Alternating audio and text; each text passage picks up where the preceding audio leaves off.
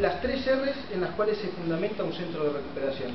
Recepción de animales, hay que estar preparado para recibir, hay que estar preparado para recibir una determinada cantidad de especies, y muchas veces hay que estar preparado para recibir muchas y variadas especies, para las cuales hay que tener preparación en el manejo, experiencia en identificar la especie, hay que estar preparados para poder proveer la comida que ese animal necesita, y sobre todo las características muchas veces del sitio donde ese animal tiene que estar.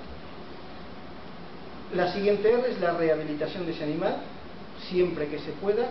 El objetivo primordial cuando entra un animal, identificada la especie, identificado el problema, es hacer todo lo que se pueda por rehabilitar ese animal. Si es un ave, que vuelva a volar, imprescindible, y si es un mamífero, que con la menor posibilidades de adaptación al ser humano, y sobre todo si se trata de especies que se puedan reintroducir en el campo, pues lógicamente hay que hacer todo para que esa rehabilitación nos conduzca a la próxima R, que es la reintroducción.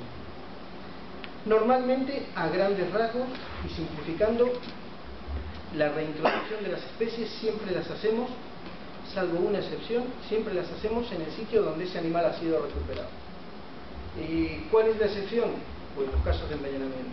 Cuando un animal se salva, logramos sacarlo adelante, o por su fortaleza física logra salir adelante después de un envenenamiento, es lógico no volverlo a reintroducir en el sitio, porque estaríamos otra vez arriesgando a ese animal a que pudiera ingerir el veneno.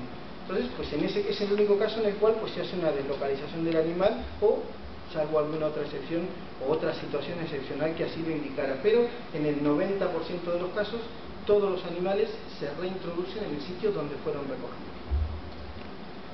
Bueno, para reintroducir un animal,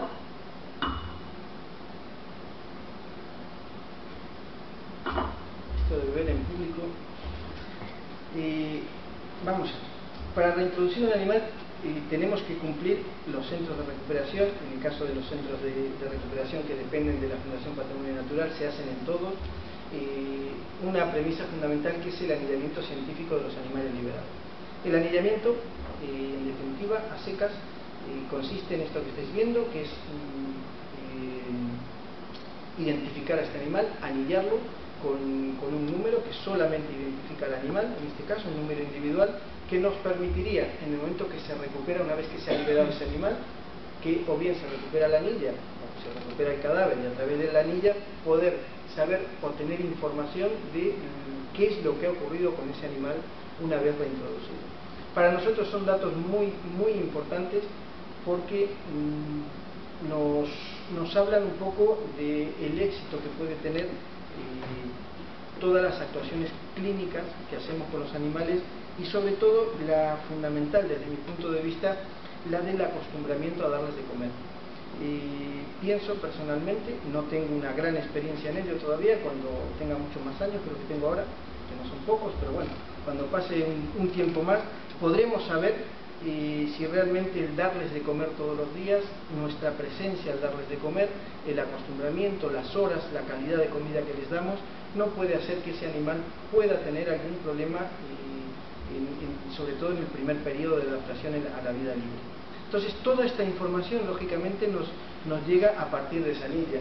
Si nosotros liberamos, como vimos en el año 2009, 539 animales, y recuperamos 539 anillas al cabo de 2 meses, pues ha sido un fracaso total. Pues de momento no es así, no hemos tenido una recuperación importante de anillas ni en el 2009, ni en el 2008, ni en el 2007. Pero cierto es que consideramos importante esa información a lo largo de los años, no en periodos muy cortos, sino en periodos un poco más largos, para saber realmente si los centros de recuperación, a través de esa reintroducción, realmente incorporamos a la naturaleza animales con capacidad de volver rápidamente tanto a su función migratoria, si lo hacemos rápidamente y son aves migratorias, como a la función de poder reconocer rápidamente cómo tiene que proveerse la comida. Algo que entiendo que lleva en su instinto, pero que en algún momento puede verse o abolido completamente o anulado en el momento que pasa por un centro de recuperación. Bueno, en el caso del centro de recuperación de Valladolid, en todos los centros, pues yo os cuento mi experiencia. En el caso de las cigüeñas, por ejemplo, pues hacemos un doble anillamiento, en la anilla metálica que veis ahí, una anilla de PVC. La diferencia entre una y otra pues es muy sencilla. Una tiene unas letras mucho más visibles, contrastadas, que es en el caso de la anilla de PVC, que se pueden ver a distancia, mientras que la anilla metálica, pues normalmente hay que coger el animal para poder verlo. Bueno, de esos 539 animales que veíais, 59 cigüeñas fueron anilladas en el centro de recuperación. Bueno, no todos los animales que pasan por el centro de recuperación se liberan solamente con la anilla. Hay especies para las cuales hay planes de seguimiento, hay recursos y sobre todo interés en conocer el estatus poblacional, o qué es lo que ocurre con ese animal, su forma de migración, cómo se alimenta, dónde se alimenta. Y en esos casos, bueno, pues la tecnología nos permite, la tecnología y la economía, porque también es una cosa bastante cara, nos permite poder marcar a estos animales, como veis en este caso, con un transmisor que tiene un panel solar, como podéis ver ahí arriba, esto más oscuro, que le permite a esa batería ir recargándose. Aparte de que va pasando información. Lo veíais también en el buitre negro. Bueno, pues en este caso de esta cigüeña negra exactamente lo mismo.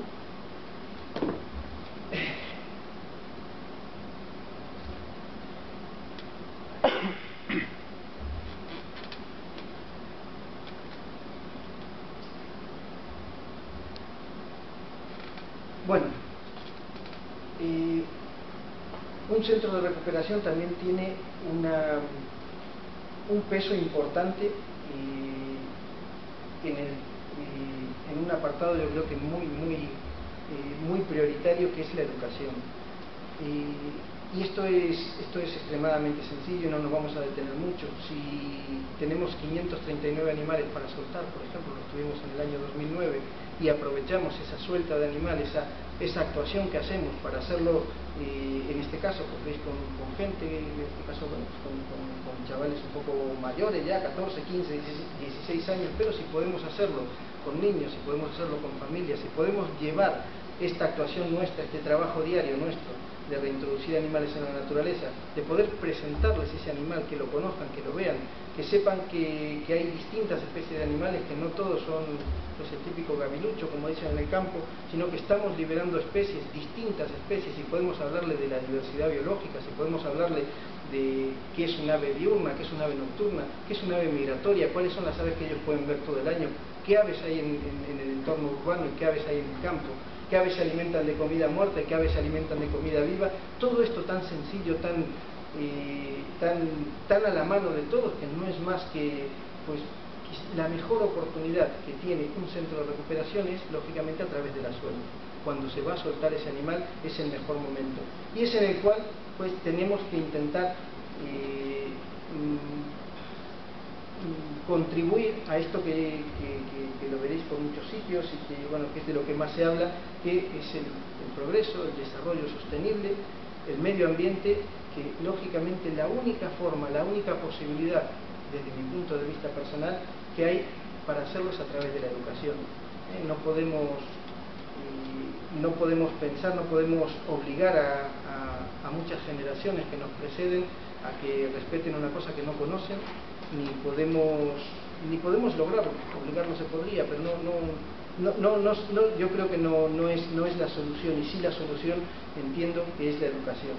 Y por supuesto, en este caso, todas estas especies que llegan a un centro de recuperación cumplirían ese fin social del que hablamos, ese objeto social que tiene un centro de recuperación, a través de la educación. Y si esto es con niños, pues lógicamente muchísimo mejor. Bueno, otra de las cosas que hace un centro de recuperación, la cría de animales huérfanos. Esta es nuestra cría de este año, la veíais anteriormente. Ahora, alimentación de animales comprometidos. Muchas veces nos llegan animales que solamente tienen hambre, no han tenido posibilidades de conseguir comida, no han tenido aptitud para conseguirla, o no la hay en el medio, y es muy difícil lograr la alimentación de ese animal solamente por el simple hecho de forzarlo. Y tenemos que tener en cuenta que son animales silvestres que a nosotros nos ven pues como una cosa muy grande que se acerca a ellos, y para ellos no somos más que un peligro del cual quieren alejarse, y en el caso de los animales que no pueden volar, pues cualquier animal de la naturaleza, si puede volar, vuela y se va. Si puede salir corriendo, sale, pero cuando está limitado por 4 paredes o cuando está limitado por un vendaje o porque no puede volar, la situación de estrés es tan extrema que en muchos casos conduce a la muerte. Conduce a la muerte porque el animal o bien se niega a comer, deja de comer. El perder esa capacidad de comer es una cosa muy habitual en la fauna silvestre. Esto que decimos nosotros muchas veces, los que somos propietarios de perros o veterinarios de mascotas, que lo escucharéis también, no te preocupes, ya comerá. Pues esto en un animal que hace 20.000 años que vive al lado del hombre, como un perro por ejemplo, puede ocurrir sin ningún problema. No hay problema, ya comerá. No ocurre esto con la fauna silvestre. Siempre llevamos al máximo eso, intentamos llevarlo hasta el extremo, pero a las 24, 36 horas o hacemos algo o ese animal se muere. Y ese algo es siempre la alimentación forzada. Nosotros hablamos de dos tipos de alimentación controlada y alimentación forzada. Alimentación controlada es muy sencillo, damos un pollito, controlamos si se lo come. Damos 3 peces, controlamos si se come 1, se come 2. Controlamos si el animal gana peso o pierde peso. Y la alimentación forzada es esto que estáis viendo aquí. Es preparar la comida de tal forma que el animal la pueda digerir, pero lo que hay que hacer es forzarlo. Y forzarlo es con fuerza. Hay que cogerlo del cuello, en este caso hay que meterle la comida, o en otras situaciones pues también lo que hacemos es una alimentación, una papilla, y se hace con una sonda. Esto pues como se puede ver es bastante agresivo y sobre todo bastante difícil de entender para el animal. Bueno, un centro de recuperación también actúa como colaborador en la gestión de especies invasoras. Y el Centro de Recuperación de Animales Silvestres de Valladolid recibe una cantidad cercana a las 20 o 30 tortugas al año aproximadamente. Hablamos de tortugas de Florida, estas tortugas que estáis viendo aquí. Vais a ver 20.000 variedades de estas tortugas, las primeras de las que se empezaron a comercializar hace 20 años, la tortuga de orejas rojas, la más habitual, la tortuga de Florida. Después, pues comercialmente fueron buscando una trampa, una variedad a la otra, y hoy tenemos un montón de tipos de tortugas, de este tipo de tortugas, tanto en domicilios particulares como, lo que es peor aún, en los cursos de río. Estos sabemos que son especies muy adaptadas al medio, son especies terriblemente voraces a la hora de comer, a la hora de reproducirse, y que lo que hacen es invadir y competir en un nicho que ya de por sí normalmente suelen estar bastante pobres, bastante depauperados por sí, ya, para que encima lleguen estas especies. El centro de recuperación en este caso da una respuesta para aquella persona que ha cogido esa tortuga hace 10 años, no sabe qué hacer con ella, pues el centro de recuperación las recoge. Tenemos una charca destinada a las tortugas. El día que la charca rebose de tortugas, pues algo tenemos que hacer con ellas. De momento las recibimos y ahí las tenemos. Bueno, volvemos al tema, para mí un tema muy importante, que es el centro de recuperación como receptor de información. Es tan importante para un centro de recuperación que entre un animal vivo como que entre un animal muerto. La llegada de ese animal muerto, la recogida de ese cadáver en el campo, puede otorgarnos una información muy valiosa para la población, a partir de un individuo, pero para la población. Bueno, recogida de información, insisto, de todas las especies,